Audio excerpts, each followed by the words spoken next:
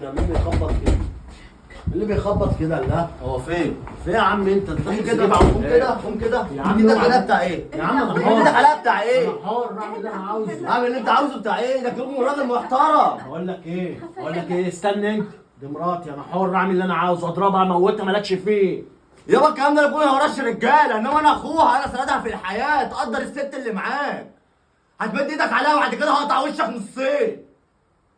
اقعد بقى.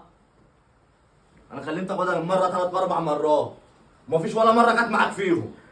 تفتكر احترامي ليك ضعف؟ لا يا عم انا مش ضعيف، انا متربي.